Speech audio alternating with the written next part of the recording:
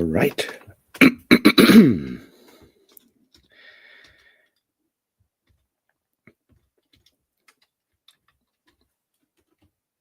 Good morning, everybody. I hope you can hear me. I hope you can see me. I hope someone is there. It is, after all, Monday, which already sucks, right?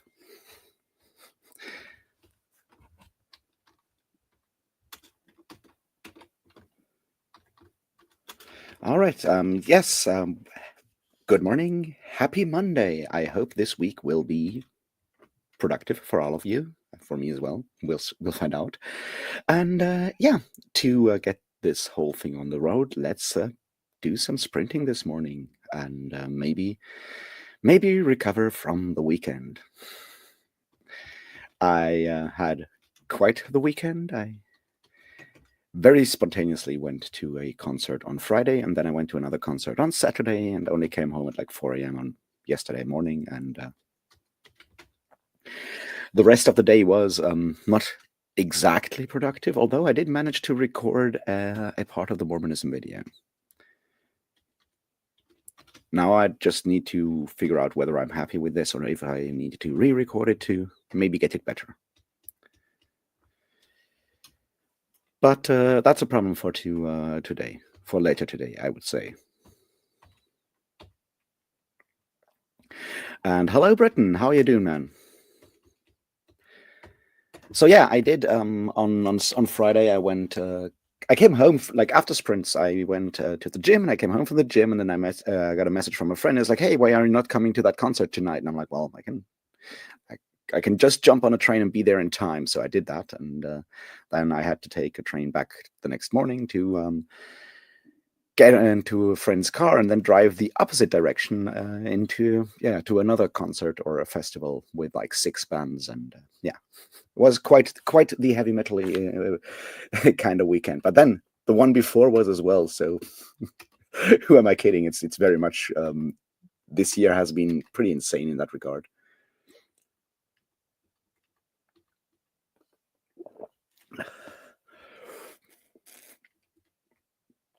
Yeah, that sounds good as well.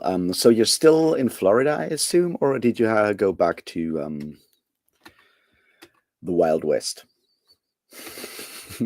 No, so yeah, I did not eat a lot during that weekend, but I certainly drank a lot, which kind of comes with the whole like heavy metal kind of territory, I guess. Um, yeah, and I did not read too much, although I did finish what's it called, Cadillac Desert, the reread of Cadillac Desert, which once again, really, really good book. I highly recommend it to anyone interested in, how stuff is maybe bad.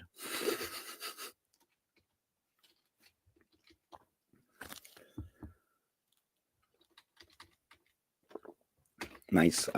Oh, I got to tell you this, Naib.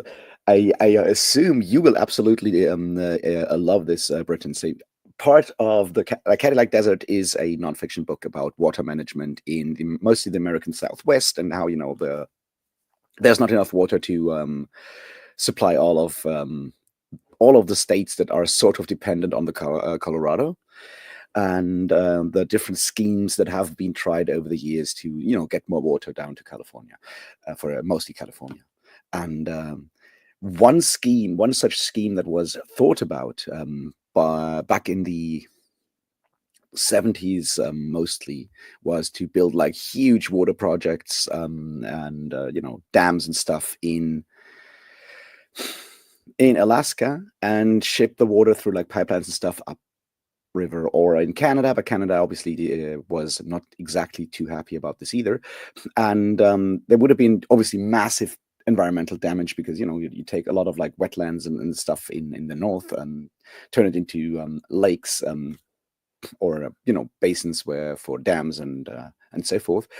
That's not good for all the all the waterfowl living there. And one U.S. senator who was really in favor of doing this said that it wouldn't matter for those ducks, because those ducks would always fly during summer. They would fly over to Siberia, and thus to the Soviet Union. So they would communist ducks, and who would care about a bunch of communist ducks if they didn't, get to winter in on American soil? And I'm like, that's probably the most Cold War bullshit thing I've ever heard. We don't care about these ducks; they're communist ducks. But it also felt very, very American in a very troubling way.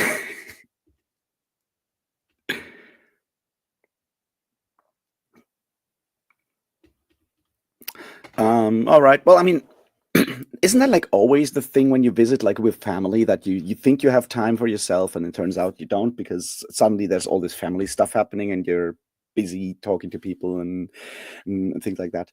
I know it's like usually what happens when I visit my or like when I visit with my mother mostly, and my sister's also there, and then suddenly it's yeah, there's family stuff that has to be done, and yeah.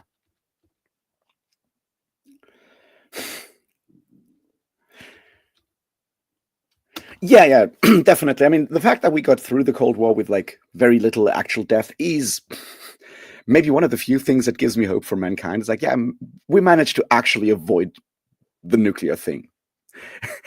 Not that I'm, constantly hopeful for the future, but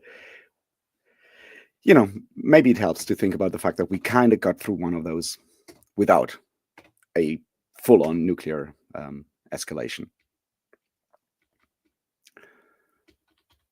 Yeah, I did. I finished Cadillac Desert. It was a reread, and turns out it was a good idea to reread that, because for obvious reasons, Mormons had a huge hand in a lot of the water management in the American Southwest, and so I can even use it for the Mormonism video if I want to. Ha! It's Mormons all the way down, I guess. No, and then I started reading Metal from Heaven by August Clark, and it's fun so far. I'll say that. I'll probably finish it today and then do a video about it. I assume it will be one of the books that will end up on a lot of at least shortlists for awards next year. It does have that feeling to it, where you can kind of tell which kind of books will, the Hugo crowd, for example, or World Fantasy Award crowd, those kind of people. I assume Metal from Heaven will end up on those lists. Just like last year, Some Desperate Glory, and then was on people's best of lists, or individual writers' best, journalists and so forth, best of 2023 lists, and then it won both the World Fantasy and the Hugo Award, and rightly so. It's a good book. Don't get me wrong. I do really enjoy. I did really enjoy Some Desperate Glory, and yeah, Metal from Heaven seems to be very much poised for that same sort of trajectory, and yeah, it's got lesbian biker gangs raiding trains, and that's a pretty cool kind of thing. So it's kind of weird, kind of world building kind of thing. It's a sort of Western meets class struggle, kind of early industrialization kind of thing. It starts with striking workers being gunned down by the factory owners, enforcers, and goes from there. And that's not a spoiler. That's already on the back cover. But yeah, so it's got this sort of labor strike, gangsters kind of thing going on, and then it's a neat concept, and it's very fast paced, and got a very very very unique kind of prose style that I think also works really well. So I'm enjoying that. I don't think it will be very big on BookTube, though. It doesn't have the thing that, I mean, maybe people like Angela will read it, but I don't think the most part of BookTube will read it, or at least not talk about it, sadly.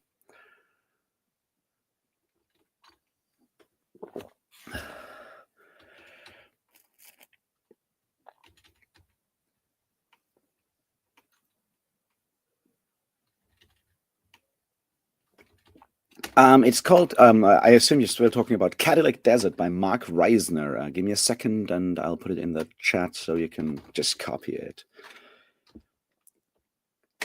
The fun thing with Cadillac Desert is that it's sort of one of the key inspirations, I would say, for The Water Knife by Paolo Bacigalupi, which is a really, really good book. That also has gotten very little attention on BookTube because probably was, it came out before BookTube became a thing. Like Paolo Bacigalupi, who wrote or like published Navola this year, which is a really, really good book. I also recommend this, but it's sort of like very low fantasy, low magic fantasy, Renaissance Italy kind of book.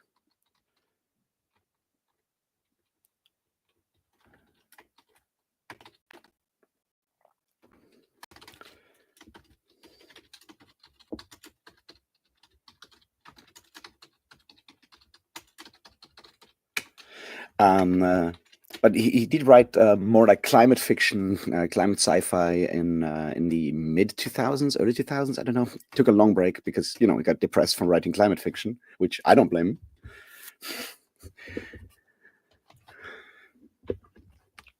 And so yeah, he wrote like two big sort of climate fiction books. The first one is The Wind-Up Girl, which is really good. Deals with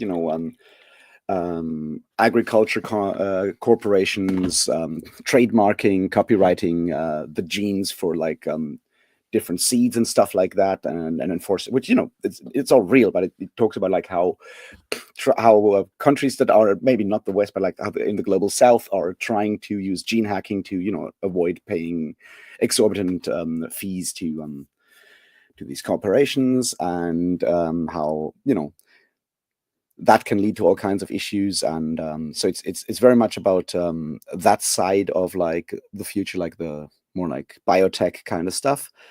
And The Water Knife is, it's about mostly Phoenix, Arizona, trying to not completely dry out, and people fighting for different water rights and so forth, which is much closer to where we are already than you might think. And so yeah, the Cadillac Desert does get mentioned a bunch of times, or several times, in The Water Knife, which makes a lot of sense, because Cadillac Desert does also talk about how Phoenix does not actually have enough water, because why would you build a city this large in a desert this like this? It's and the thing with the Mormon sort of involvement in water management, it makes a lot of sense if you look at the Mormon sort of exodus to Utah, and trying to do agriculture in Utah already meant that they had to start doing like irrigation farming, right? Doing irrigation farming and doing a lot of water management if they wanted to have any form of agriculture, or like Eastern style, traditional European forms of agriculture. You need to do a lot of irrigation if you want to do that in like the Central Valley, like the Central Basin, right? You need to do a lot of like that kind of water management. So a lot of people who were sort of experts in how to, build canals, dams, do the irrigation work and so forth. A lot of people who were needed once water management had to be brought further to the west, to California and so forth, were already Mormons, because they just like had started doing this professionally earlier. So there is obviously sort of like a way that it is tied in with Mormon belief as well, because of course it is, but it's also just historically they just had a couple of years head start on everyone else when it came to figuring out how to do that in those places. And of course, living in Utah, and living all the way to San Bernardino in California, and in Iowa, no, not Iowa, Idaho. I completely always confuse those two for reasons. But Idaho, which are places where a lot of the irrigation stuff and water management and dam building happened, are states in which there live a lot of Mormons. So of course they are automatically involved there just by living there. But it's an interesting thing, because Mormons, for historical reasons, have a very interesting and somewhat conflicted sort of connection to government involvement in stuff. And it's historical because in the beginning they certainly did not get any assistance from governments when they needed it. When they were in Illinois, not Illinois, when they were still in Missouri, and got pushed out of the state and appealed to then President Martin van Buren, and he said, "Well, yeah, you're in the right, but I can't help you here because I don't have enough power to to force Missouri to do anything," which led to Mormons sort of the idea that that the federal government is unable to help you and you need to be self-sufficient is something that was sort of built into Mormon identity at that time when they, left for Utah to become either be a state or at the time still a territory or even outside of the Union in a lot of ways. So there is that being self-sufficient and being independent of federal spending, federal stuff is built deeply into Mormon identity, but at the same time, they have been incredibly reliant on federal help ever since Utah became an actual state. Mormons received help during like the Depression and during the New Deal era. They received far above average help per person compared to other, the general American population at the time from the federal government, from the different FDR programs. They got more than most people in that regard. And so there's like a really weird sort of combination there because it's not part of the narrative that at least the LDS Church tells about the Great Depression and so forth, because they claim that, taking federal money is bad and makes people lazy and so forth. And they started their own sort of help program, the bishop through the Bishop's Storehouse. And in their narrative, that's what brought Utah through the Great Depression and into the 40s. Although when you look at the actual numbers, the Bishop's Storehouse obviously helped if you were believing Mormon. If you are just another person living in Utah, you're fucked, of course. And even then, Mormons still relied heavily on the federal money as well. But since the people then sort of like in charge, not officially the president, but the people behind the president at the time, people like J. Reuben Clark and Ezra Taft Benson, were sort of people that had still ties with the Hoover administration before that, and were very, very like libertarian in some of these ideas, right? They sort of helped form that narrative throughout the 60s and 70s, and I guess all the way up to now, that Mormons have always been self-sufficient and self-reliant. And that's obviously also like ridiculous when you look at a lot of these water projects and water management schemes in Utah and Arizona and Nevada and California and stuff, because a lot of these big projects are also obviously paid by federal money and not by church money. So they are, it's you may accuse them of hypocrisy in that regard if you feel like it.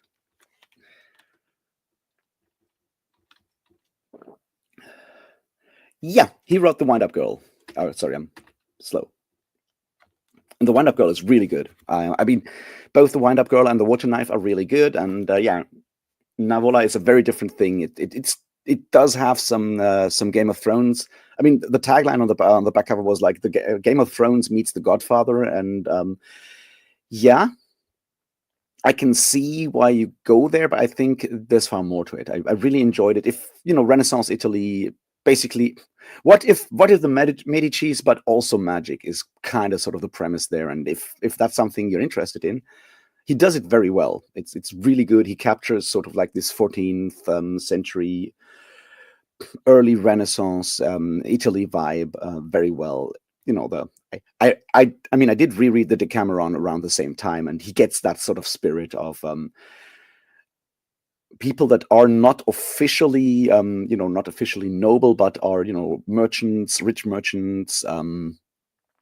The sort of like liveliness, the physicalness, the body embodiment that is so important there. You read some of the texts from that time; they are far more explicit when it comes to sexuality and general body things than you might assume probably is than some people are today. So it's really interesting to have that in there as well in the book. I highly recommend it. It's a really good book, and it's part one of at least a 2-book series, I guess. And I really hope the second one doesn't take too long, because yeah, I want to know where this is going. Yeah, highly recommend that as well. It's definitely one of the interesting books that came out in 2024.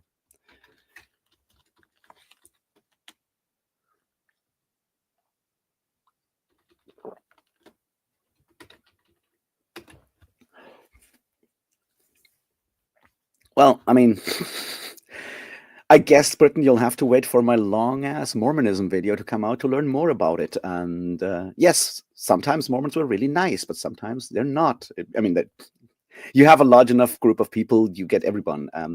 The whole the economics kind of thing is just interesting in that it is tied to a very few sort of people that very much took over, or not took over, but like changed course of the LDS Church around like the late 30s into the 40s, 50s, 60s, all the way up to the 80s. I mean, Ezra Taft Benson died in 1994, and he was president from like the mid 80s to the mid 90s. And before that, he was in all kinds of other leading roles of the LDS Church. And he was a member of the John Birch Society. His son even, was high up in the leadership of the John Birch Society, and he was supposed to be running mate for one George Wallace when he tried to run for a president. And we all know what kind of person George Wallace was, right? And before that, he was trying to maybe become running mate for Barry Goldwater, which is a very specific kind of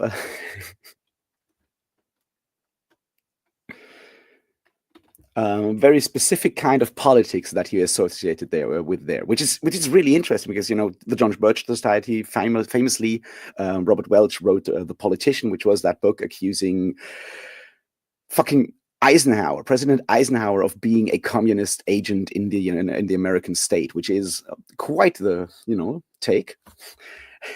And the interesting thing there was that Ezra Taft Benson was Secretary of Agriculture under Eisenhower, and he was at the same time sort of supporting Welch. It's like, how can you work together with Eisenhower, who called you to be his Secretary of Agriculture? You work for this guy, and then you go like, well, clearly he's working for Moscow. It's like, not sure about that one, man.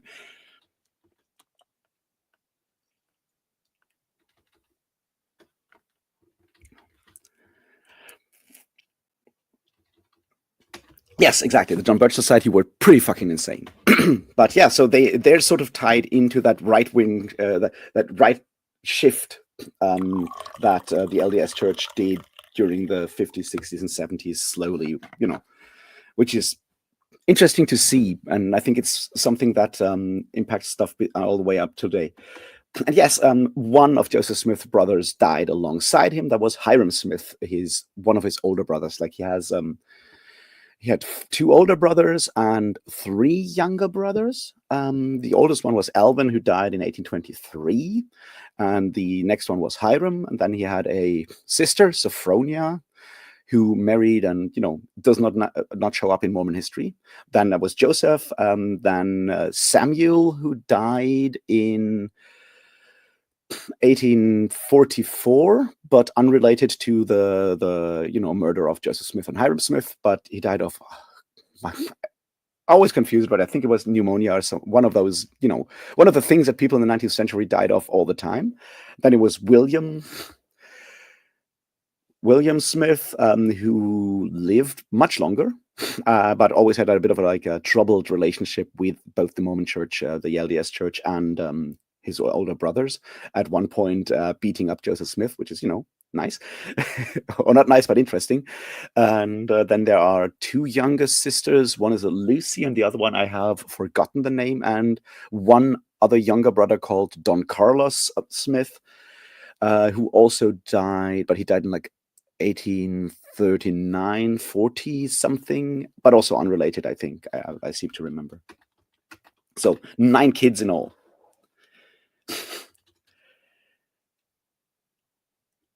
And hey Ori, how you doing?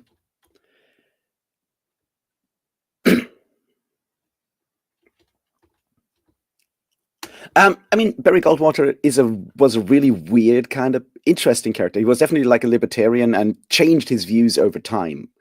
But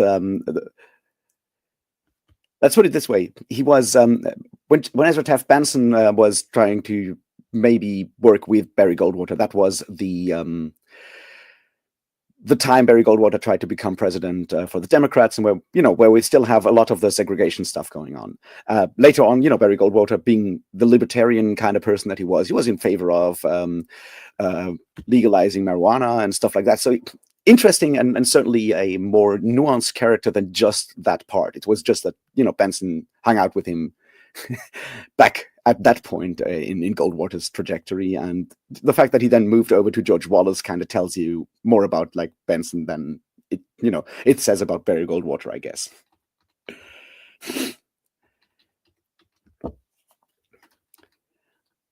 And yeah, I've heard about that comic, and I know you read it, Ori, and I think it's pretty good.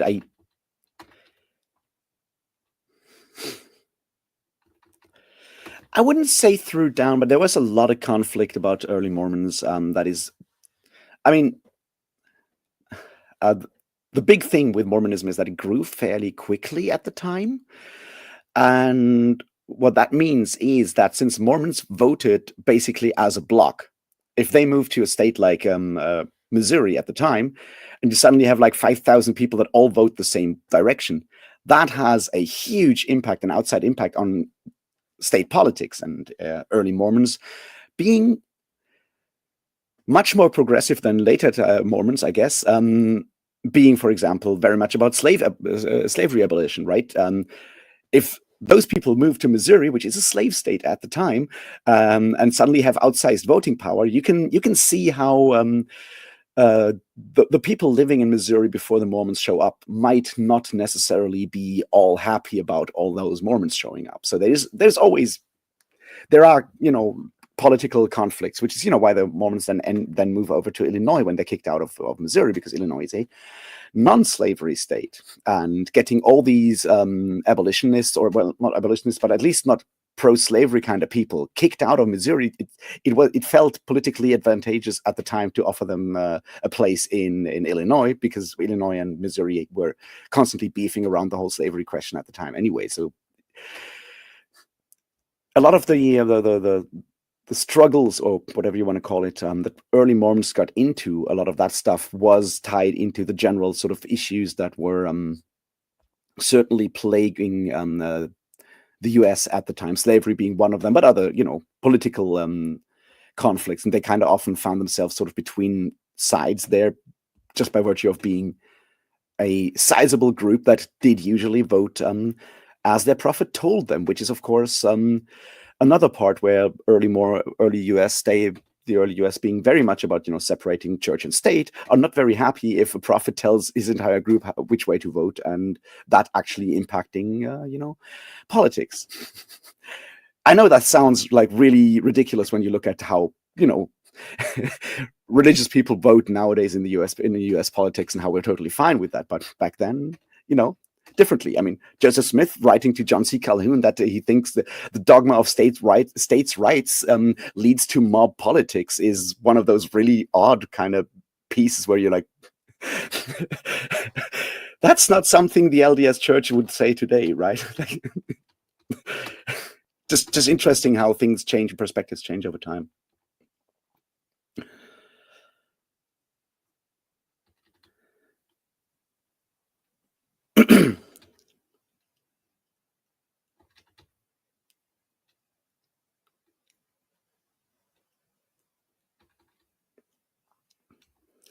I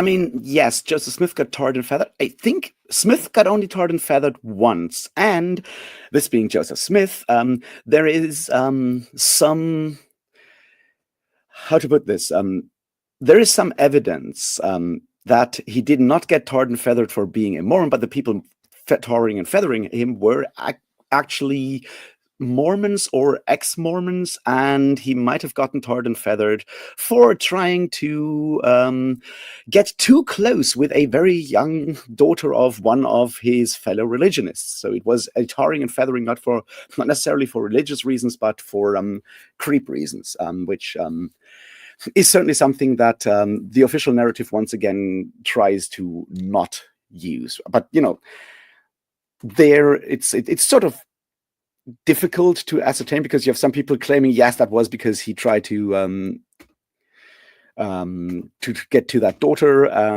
the person claiming that said that like years later, and so it's difficult to say with 100% certainty, but there's certainly doubt around the tarring and feathering, whether that was religious or just general stuff.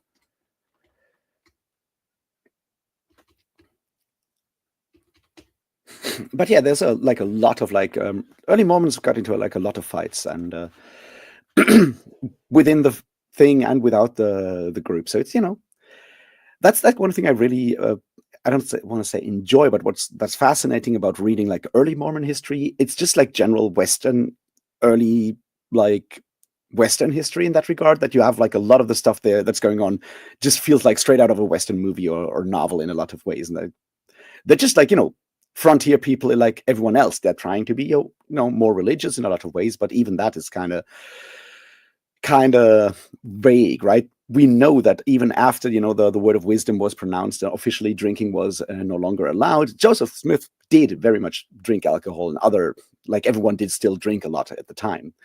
There's like one thing where a group of believing Mormons, but younger Mormons, apparently got chewed out by one of the Mormon elders for being caught with a bottle of whiskey and all of that. And when Joseph Smith finds out about that and gives them money to buy new booze, because surely a man who's out there in the field can't not drink something, and they should just get like a new bottle of whiskey now that the other one has been taken away by one of his bishops. And I'm like, yeah, that's interesting adherence to your own dogma there. But that's the point. Like the word of wisdom, for example, was not as strictly enforced in the 19th century. It was more like a guideline, and that changed, I guess, around depending on where you were. Like Brigham Young sometimes enforced it, and like it became much more strict around Joseph F. Smith's time. That is like from 1910 to 1918, I think, is when F. Smith died. But around that time, sort of when prohibition in general became a big thing, that's sort of like when the word of wisdom, adherence to word of wisdom, and no coffee, no booze, and so forth, became a much bigger deal within Mormonism than it was at the time. At the time Joseph Smith came up with it. I mean, he came up with it because his wife complained about all the tobacco stains on the floor when the Mormons came over to have like church meetings, because everyone was, chewing tobacco or smoking and spitting on the floor. And what with it being her house and she having to clean afterwards, she's like, hey, Joseph, can't you do something about all those other Mormons spitting tobacco on my floor? And Joseph Smith, instead of just going like, hey, guys, don't do that, decided that a revelation might be a better way to solve that problem.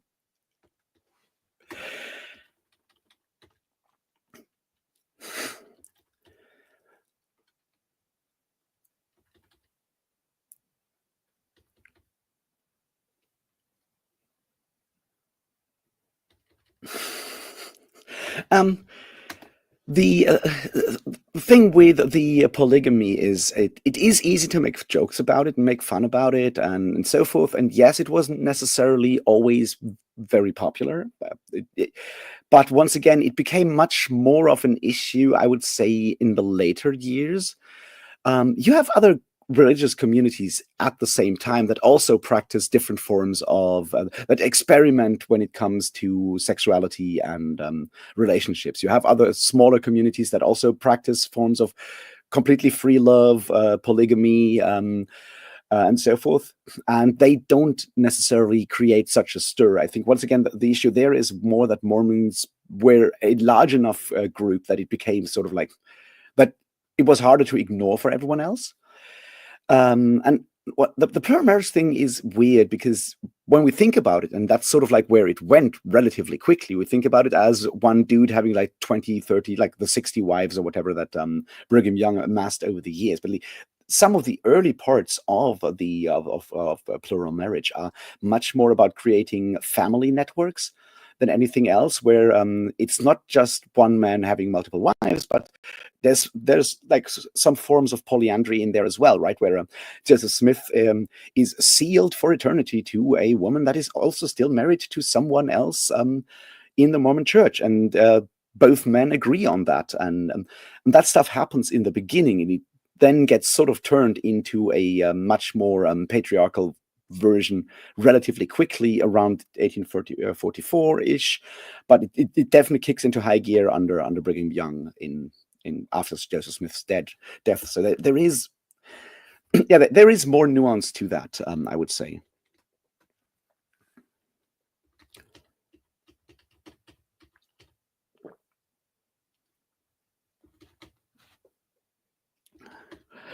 Yeah, he was based with the anti-slavery thing. He wasn't like perfect on that, but I mean, Joseph Smith was a weird person. At some point, when he ran for president in 1844, his platform also includes like prison abolition, right? That's also something that Joseph Smith wanted. So there you go. um, yeah, it's nuance, I guess, in various ways. But it's already like 5 past half. Like, well, okay. Maybe we should take a break from Mormon studies and do a bit of sprinting. I have certainly stuff to get through after this weekend, and I'll see you back in like 45, which will be 10 past for me. That is, yeah, maybe. I think that sounds like a plan, so I can get some stuff done and don't feel too bad for talking too long about Mormons.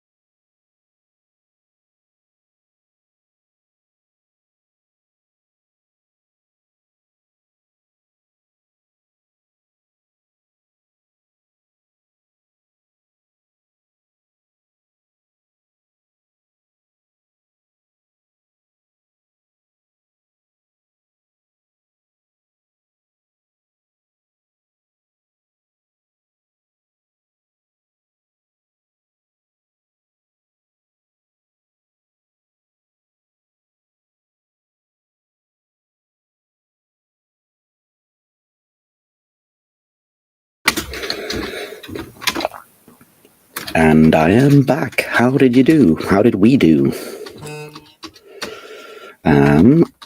I did, in fact, go through my messages and emails and stuff, so I guess we're good. I learned things I didn't know about Belgian sandwiches, and, you know, what could be better? Hey, Apollo, how you doing? And hey, Bex, how are you doing? Why are you still awake? It should be way too late over there. Yeah, so I did feel semi-productive, I guess. But I also made new tea, which is definite progress, so there we are.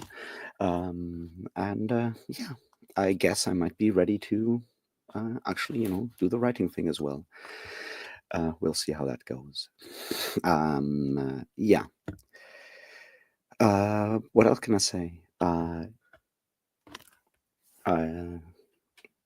guess I'm still somewhat wrecked from the whole weekend thing.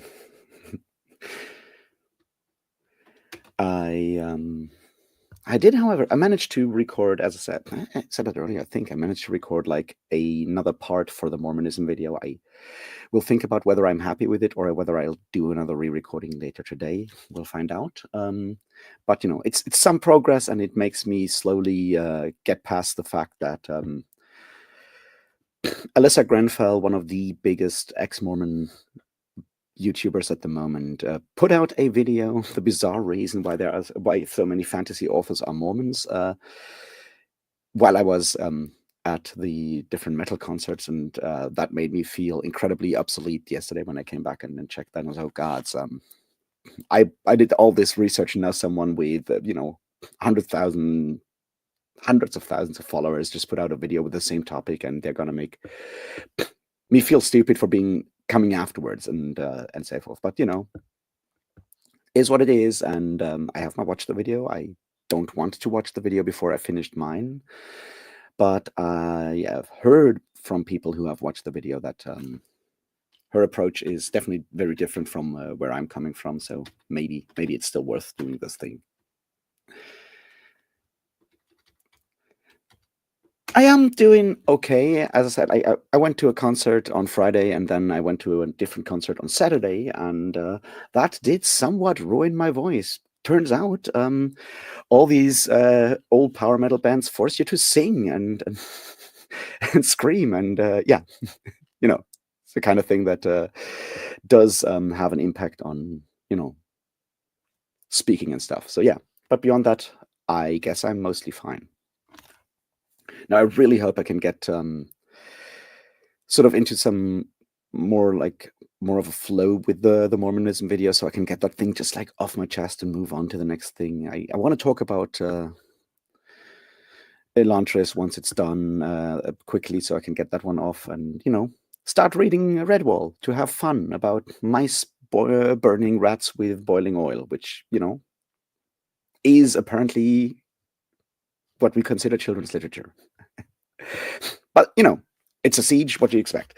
But yeah, that's sort of what I'm doing at the moment.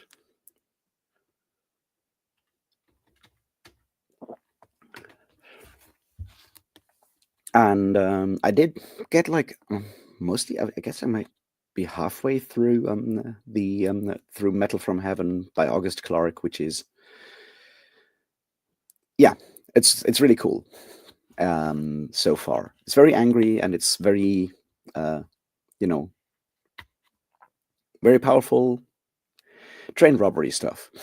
And lesbian biker gangs robbing trains is very much the kind of book the world needs more of, I guess. So I'm excited to make a video on that one later today or tomorrow, depending on how I feel after I come back from the gym. I guess that's sort of like the big question that I need to ask myself. And of course, how much the voice will allow me, because I already feel that talking is a bit rough, and I wonder how much tea I'll have to drink before I can feel confident in that.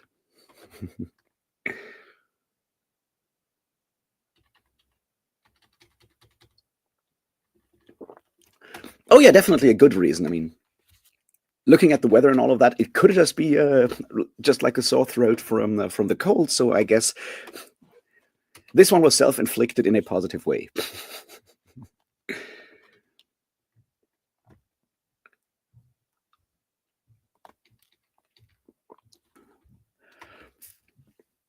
But yeah, it's Mondays. Mondays are slow to start with, and all of that. So I'm doing my best, is what I'm saying. Yeah, I guess my other goal is to actually finish the first chapter of that thing that I'm writing this week, so I can get this off before the end of the year, and maybe have the video on like how I, what I've learned through this process. Out before the end of the year, and that's like the other thing that I need to figure out, right? Is like, how much am I able to do stuff in advance? Because it would be clever to record, like, I don't know, try to record some of the early Redwall videos before the actual Christmas time, because I'll be visiting family and stuff, and that's not necessarily the place where it's easy to record videos, especially for like let's try a book per day kind of project, right? So we'll see.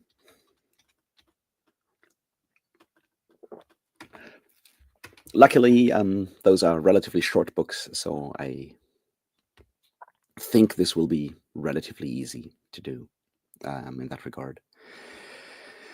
But beyond that, I also started looking at books that come out next year, and I still need to find more, because I did a list of that like last year, and I had like more books I was looking forward to in 2024 than I have now for 2025, which is sad.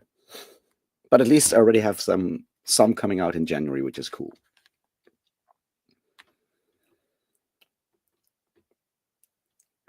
Hey, Kat, how are you doing over there?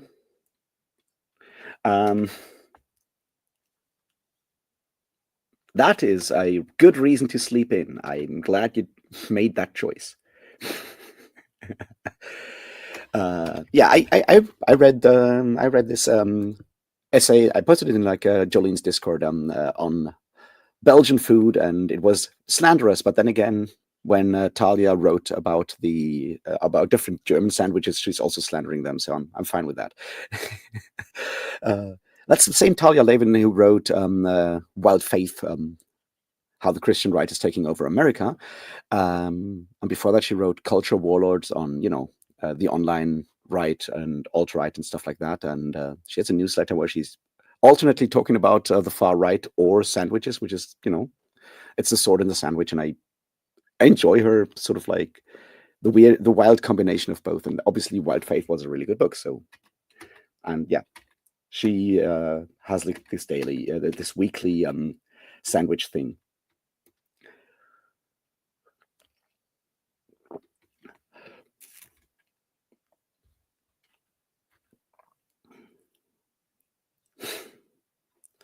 Oh yeah, those suck, Apollo. Those fucking suck.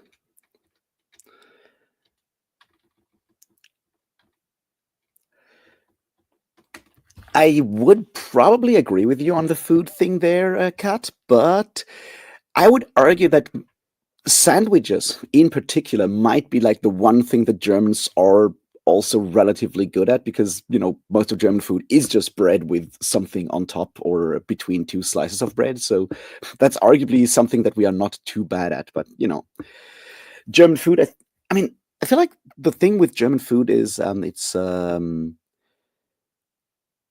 it's very heavy on carbs and stuff, and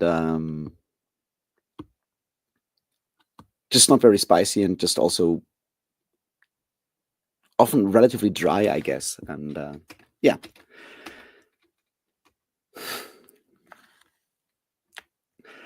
And to be fair, she was not just slandering the sandwich, but mostly talking about like how hard it is to actually find out anything about the history, and how much how the story is mostly government sources that don't actually source their sources, but just make claims about when it was invented and how it was invented, and that was sort of like where this went in the end. But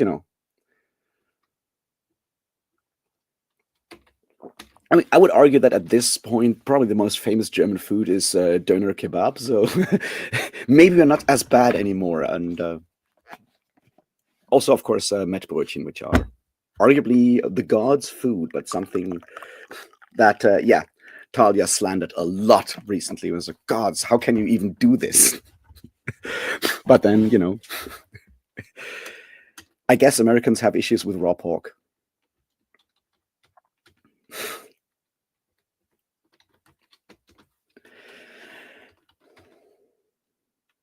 Yeah, but shall we try to be somewhat productive? I will try to, be good at this. We'll see if I can, hit some sort of the next sort of big plot point I need to get through before the first sort of chapter is over, because I have these like ideas of like what I want in happen in like the first chapter before I can move on to the next sort of event, and one of those still has to happen.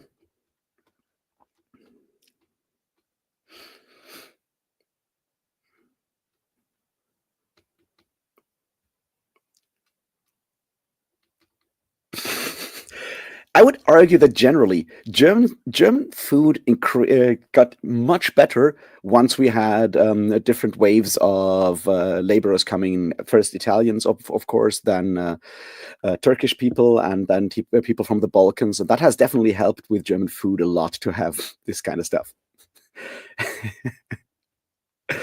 um, and of course, Greek restaurants. We also have like a lot of Greek restaurants, although it kind of depends on where in Germany you are. You have like a lot of Italian restaurants. I feel like more when you go into like Western Germany. Further to the south, you have more Greek restaurants, and and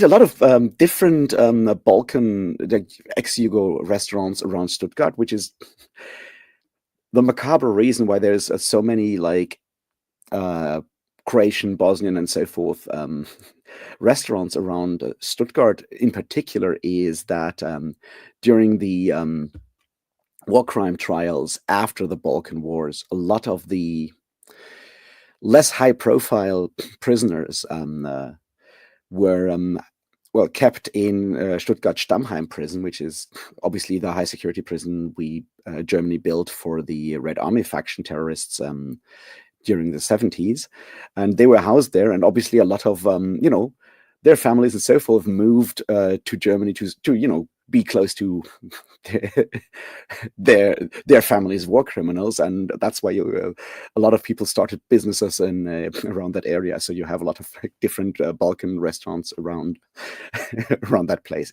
It's one of those weird stories where something good came of something terrible, or the attempt of fixing something terrible, I guess, or not fixing, but at least accounting for something terrible. So yeah, now you know why there's Balkan restaurants in Stuttgart, and I think that's a good anecdote to move into the second round of sprints, so I can actually use that specific story. No, I can't use that specific story, but maybe. I mean, I'll have to write about food in the next part, so let's see how terrible I can make it, because it will be German food. I guess it will just be, more meat on bread.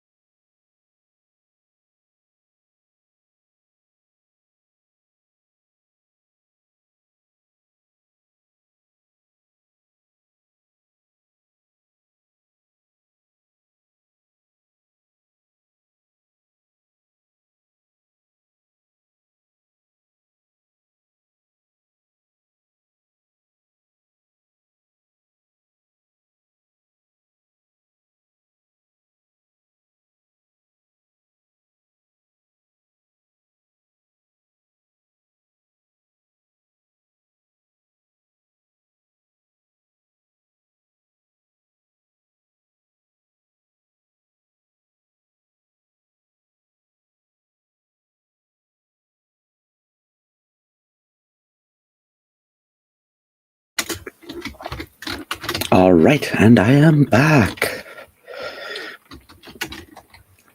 How did you all do? Did you get something done? I mean, I did. Not as much as I wanted, but sometimes,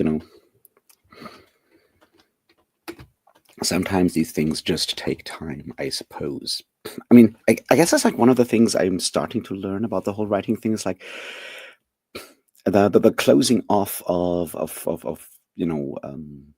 options with like every decision you take. And they're like, okay, so I have this idea and there's this person coming to town. It's like, but as soon as I start writing about that, I need to, make things very clear. Before that, it was just like this vague sort of cloud of possibilities that it's like, yeah, I need this. And, but now I need to decide. And that's something I'm still sort of learning, because that's hard, because I'm not good at making any form of choice. Oh, that sounds highly productive. I did not do that. I did try to find out which pronouns to use for August Clark, because I want to make the video for Metal from Heaven, and with non-binary people, that's always a bit of a, I mean, I want to get it right, and seems he, they are preferred pronouns, which is according to, well, the publisher, which is what I'm going by, and like an older post they did on Twitter somewhere, because they don't have pronouns in their biography.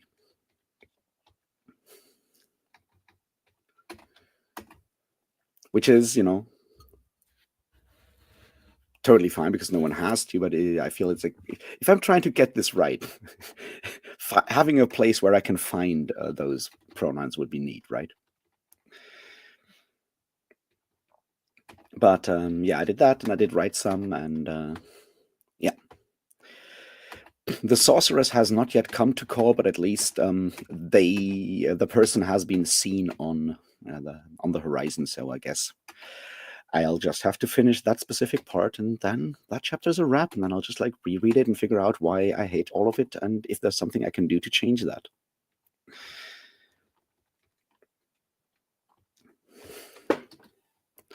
So yeah, I'd better pack my stuff so I can go to the gym and hurt myself some more. I did step on the scales this morning after waking up, and it seems I have more or less defeated or like reached the next sort of like level of losing weight, and I am now firmly in the 80s, which yeah, pretty good compared to where I started in January, I guess.